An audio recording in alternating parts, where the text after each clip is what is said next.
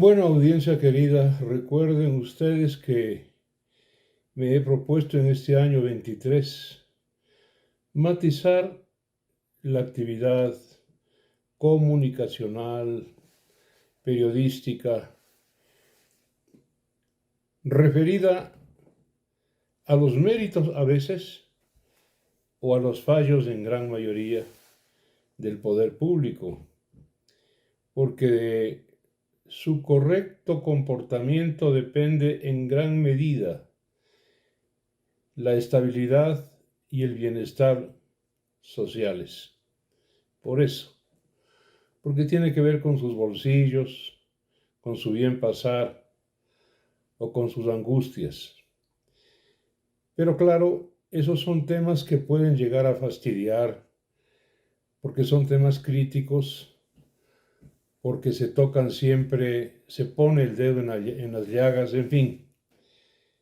Pero bueno, vamos a matizar hoy día con algo que pareciera anecdótico, que no es ficción, que es presente y que es historia.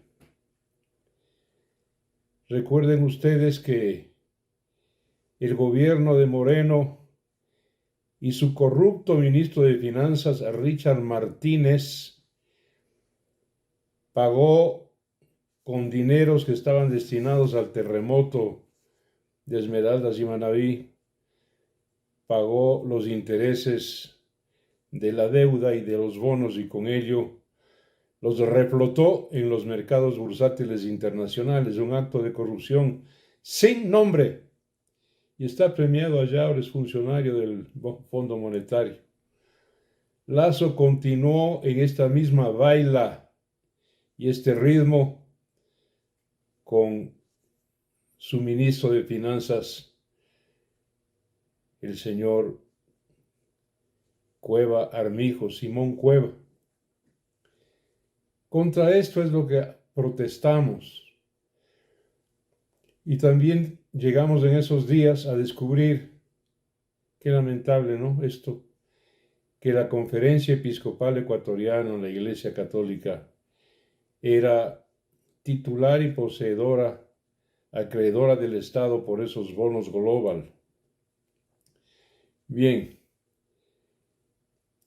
dejemos esto, que no deja de ser crítica, y pasemos a la anécdota y al matiz que quiero tocar hoy día, pues que viéndolo bien, sigue siendo crítica. Amigas y amigos, la protesta contra la corrupción la inician y practican los profetas de Israel. No había en edad antigua, salvo el caso de Espartaco, una protesta contra los abusos del poder. Fueron los profetas de Israel en diferentes tiempos de la historia israelita. Uno de ellos, y el más grande, insigne, fue nuestro hermano Jesús. Por eso denunció, por eso montó en ira y entró a latigazos sobre los que habían hecho del templo lugar y ocasión de ganar dinero. Pronto, la maravillosa iglesia, esposa y cuerpo de Cristo, se descomponía con una serie de motines, protestas y sublevaciones, y llegó el momento, esto es historia, en los que llegaron momentos en los que los cristianos devotos y humildes, que tan solo pretendían amar a Dios y al prójimo y honrar el mensaje de Jesús, no hallaron ninguna autoridad digna de acatamiento. Hubo momentos en que los papas apenas podían mantener su preeminencia o saber inclusive si en verdad eran papas, acosados desde el interior por las rivalidades de las diferentes órdenes religiosas sacerdotales y acosados desde el exterior por la rivalidad con los poderes políticos. Miren ustedes, durante los años que van entre 1305 y 1378,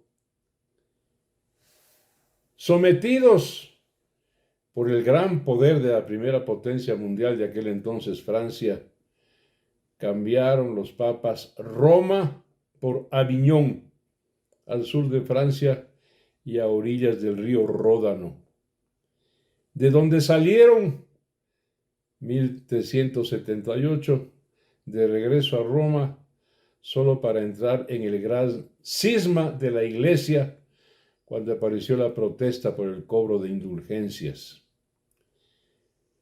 La gran institución fundada para salvar almas se había convertido hacia el siglo XIV en una gran máquina de hacer negocios y máquina de explotación.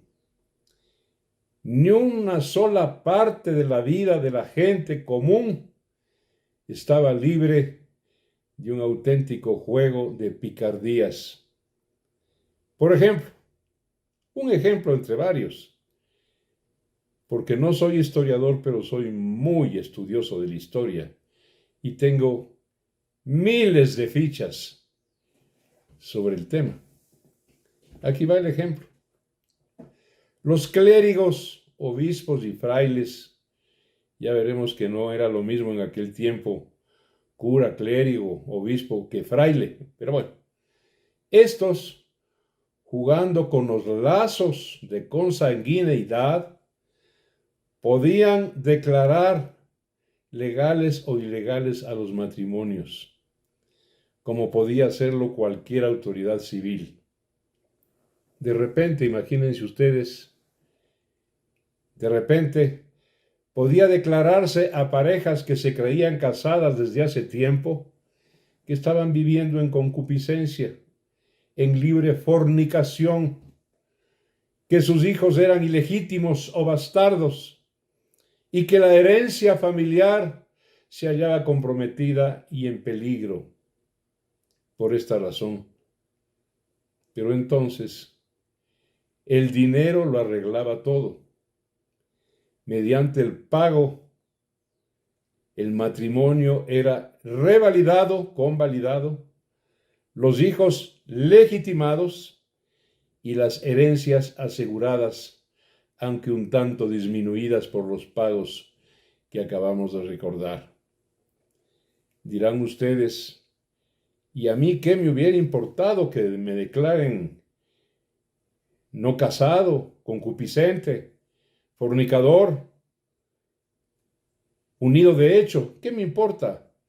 Es que hay que entender de qué modo o de qué modos múltiples la Iglesia Católica se encargó de infundir un verdadero terror, un miedo monstruoso, un miedo sociopático al infierno, al purgatorio y a las penas eternas. La gente en el mundo que profesaba la religión católica vivía en una tensión y en una angustia permanente con la idea o con la posteridad del infierno. Hay que entender esa psicología social para darse de cuenta de que no son iguales aquellos tiempos que los actuales, donde importaría un chocho que venga un cura, un fraile, un obispo a declarar ilegal el matrimonio y que el acusado, el señalado, va a ir a parar al fuego eterno del infierno. Bien, amigas y amigos, un poco de historia. Aquí no hay ficción, no hay anécdota, porque esto es realidad positiva, no más que tiempos idos y pasados, no muy distintos que los actuales, ¿no es verdad?